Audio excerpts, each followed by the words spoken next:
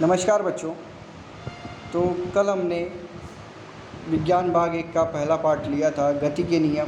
तो मैंने आपको बताया था कि गति क्या होती है ना, गति कैसे मालूम की जा सकती है। ओके, तो ये सब मैंने बताया था। कई कई पिंड में गति होती है लेकिन वो दिखता नहीं है। जैसे हवा में गति है लेकिन वो दिखती नहीं है। बाकी अगर किसी चीज़ को हम लोग बल लगाएंगे तो उसमें क्या होता है, गति आती है। ओके, तो ये यहाँ पे दिया है। तो गति के बाद अब हम जो हमारा जो नेक्स्ट टॉपिक है, जो इम्पॉर्टेंट है, वो है विस्थापन और दूरी। अब देखिए, आपको ये यहाँ संगीता का घर दिख रहा है, यहाँ विद्यालय है, और यहाँ शीतल और प्रशांत का घर है। अब देखिए, संगीता के घर से विद्यालय कितना है, 1200 मीटर है। लेकिन और शीतल और प्रशांत का घर यहाँ पर है, और उनके घर से विद्यालय कितना है, 1300 मीटर है। समझ में आया? तो देखिए, अब दोनों तथ्य वही यहाँ पे आते हैं, विस्थापन और दूरी की। अब यहाँ पे देखिए क्या दिया है, शीतल विद्यालय जाते समय अपनी सहेली संगीता के घर जाकर फिर विद्यालय गई। मतलब शीतल यहाँ से गई संगीता घर, फिर वहाँ से उसने विद्यालय की ओर प्रस्थान किया। तो उसने कितने मीटर का डिस्टेंस या दूरी कवर की, 500 और ये 1200, मतलब टोटल 1700 मीटर की दूरी उसने कवर की। लेकिन उसको अगर डायरेक्ट जाना होता तो उसको कितना पड़ता था, 1300 मीटर। समझ में आया? तो ये उसके लिए सही था। ओके, और ये क्या था, ये बहुत दूर था। समझ में आया? इस तरीके से। तो इसका सबसे पहला हम देखेंगे परिभाषा क्या है, और परिभाषा के ऊपर हम समझना चाहेंगे क्या दिया है। तो देखिए, दूरी का अर्थात दो बिंदुओं के बीच गतिशील रहने पर पिंड द्वारा प्रत्यक्ष रूप से तय किया जाता है, तय किया गया पथ। जैसे एक पिंड यहाँ पर है, ठीक है, मैं ग्राफ बता रहा हूँ आपको। एक पिंड यहाँ पर है, एक पिंड यहाँ पर है। अब यहाँ से यहाँ पर आने के लिए वो जो दूरी तय कर रहा है, वो पथ जो तय कर रहा है, वो क्या कहलाती है, दूरी कहलाती है। समझ में आया?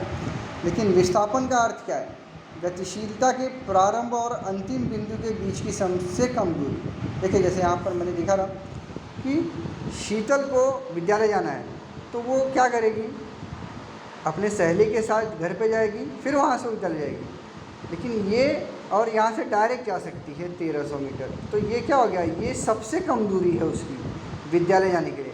तो जो सबसे कम दूरी होती है उसे क्या कहते हैं, विस्थापन कहते हैं। ओके, और यहाँ से वो कहीं यहाँ से विद्यालय जा रही है, तो वो क्या कर रही है, वो भी पथ कंप्लीट कर रही है अपना। तो ये क्या हो गया, ये दूरी हो गया। समझ में आया? तो वही यहाँ पर देखिए, यहाँ पर दिया है कि विस्थापन का अर्थ गतिशीलता के प्रारंभ और अंतिम बिंदु के बीच की सबसे कम दूरी, उसको क्या कहते हैं, विस्थापन कहते हैं। ओके, तो मतलब कहीं, जैसे देखो, हमको किसी जगह जाना है कि नहीं, तो उस जगह के 4-5 रास्ते होंगे। लेकिन 4-5 रास्तों में से क्या होगा, कोई एक रास्ता जो होगा वो बहुत शॉर्टकट होगा।